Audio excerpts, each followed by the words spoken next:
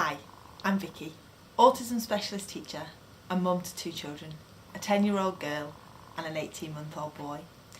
I want to talk to you today about using schedules and how you can simplify those easily for use in the home environment, especially with children who are capable of reading and writing. Schedules often feel scary to parents to use at home, especially because home life is much more complex, it's much more unpredictable, and by its very nature, much more interesting in lots of ways than school life. In school, it's really easy to use schedules. We've got a timetable, we often have a strict lesson plan, we know what's going to follow after the next thing. At home, you want that flexibility. But if you introduce schedules correctly, there's no reason you can't have that flexibility within the schedule, giving you the ability to enjoy each day and giving your child the ability to predict what's going to come next, making each day much more pleasurable for the whole family.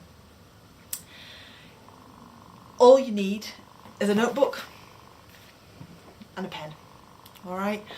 When you're going to go into town or you're going on a day trip to the beach, whatever it is that you might do, if you make a simple list of the activities that you're planning to do together, you can either write them down, or if you've got an older child who wants to get involved, there's no reason they can't write the list and be involved in creating it themselves. When you get there, if you decide that the plans have changed, or perhaps something's closed, or perhaps you no longer need to visit a specific shop, all you need to do is cross that item off your list. All right? By crossing that item off the list, it means that your child can see that the rest of the day stays the same. One item's disappeared, but everything else that they were expecting to happen is still happening in exactly the same way as they thought it was. One of the reasons that children with autism get so upset about change is that they can't differentiate between a small change and a big change.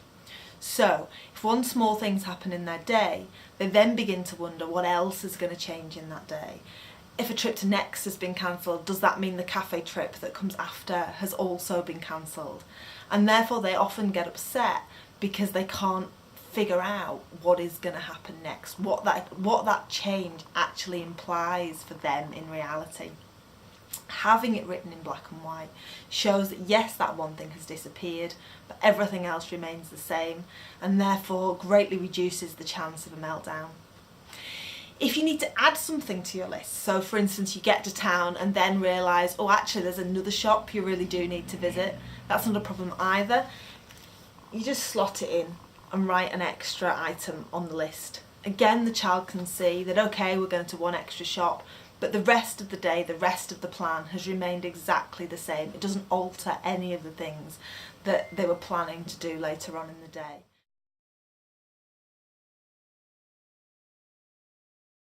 So they really are the key components of using schedules at home. Really simplifies things, makes it easy and makes it flexible. You can use them every day if you think it would benefit your child, or just use them on those days where you think things are going to be particularly challenging. So for instance, if you were going to the beach at winter when you normally go in summer, and you know your child's going to be expecting to do a set list of activities because that's what normally happens at the beach, and you have a very different kind of day planned, setting that up before you go can greatly ease their anxiety once you get there. I hope that's helped a little. If you've got any questions, or if you'd like to see other ways of using schedules for children who perhaps don't have those reading and writing skills in place yet, please do check out the blog over at www.starlightandstories.com. Or if you've got any questions, please do get in touch on social media and I'll be more than happy to help. Thank you so much for listening. Bye bye.